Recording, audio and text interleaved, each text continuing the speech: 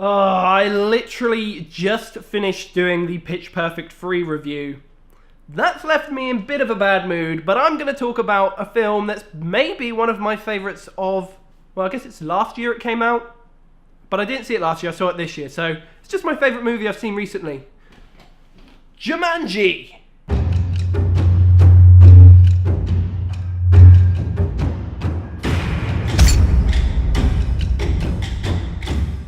So, Jumanji, Welcome to the Jungle is a sequel, and I mean like a direct sequel to the original Jumanji. Now, I know that a lot of people actually had some problems with this new film coming out. They kind of did the whole Ghostbusters thing, where they thought it was going to rewrite the original and just kind of ignore it, and like people felt like they were going to lose that film. But this film does not do that. In fact, it kind of carries on exactly where the last one ended up. It has the original board game, and then it shows this transition, how it's going to kind of carry on and become relevant in this kind of more modern age, and it basically turns into a video game, which makes perfect sense. And there are other little through lines, one of which I'll talk about later, which is a little bit of a spoiler, but it's more of an Easter egg than that, so I'm okay with talking about it. But I love this movie. I think it's so good, and it's... I kind of, did I tweet about it? I think I tweeted about it just after I saw it. And the tweet was literally just, Jumanji, it's not art, it's just stupid fun. And that's what I look for when I go to the cinema.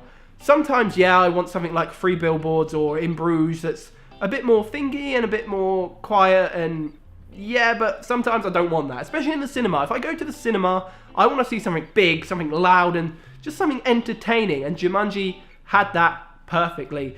And it's a video game movie. It's probably one of the best video game movies ever. Can I think of a better one? No? Maybe Scott Pilgrim versus the World? But that's not quite as much of a video game movie as this. Yeah, it's got the video game elements in it.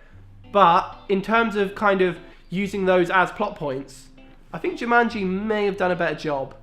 I'm not sure. They're very close. There are really, really good moments in it where it kind of, even just all the other characters in the show, it's a movie, come on. All the other characters in the movie, I'm just using this second camera to kind of get myself back on track. That kind of helps, actually. Back over to this one, because I got distracted again.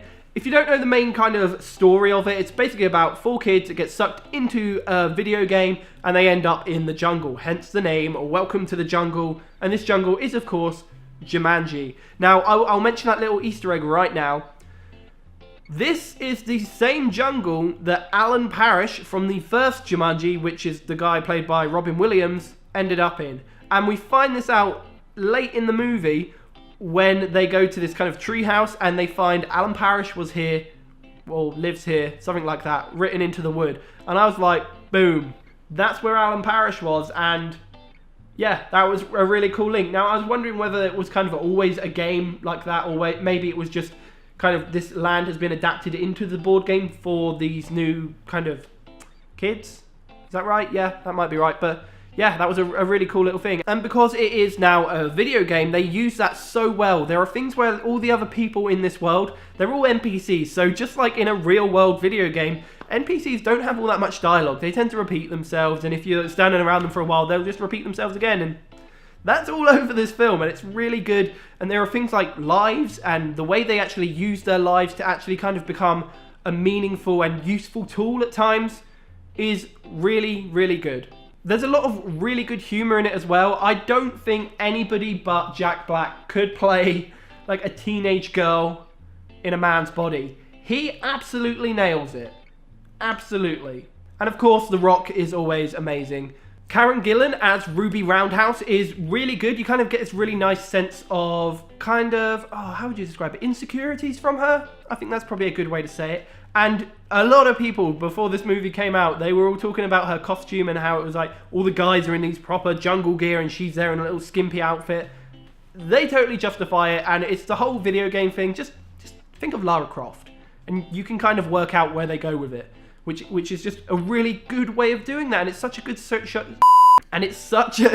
social commentary is what I was trying to say.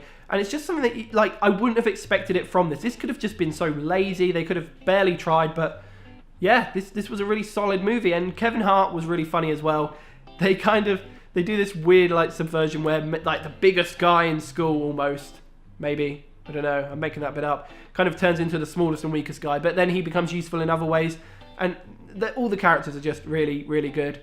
And Jumanji's definitely a film I'll recommend. I'm going to stop talking about it now, just because I'd rather people go and see it or wait till it comes out, because I don't know how much longer these films are in cinemas, because I've been going to see some older films because I haven't been quite up to date with them. But yeah, really good. Jumanji Welcome to the Jungle. Don't hold off just because it's a sequel to Jumanji. It's good. Go watch it. Recommended.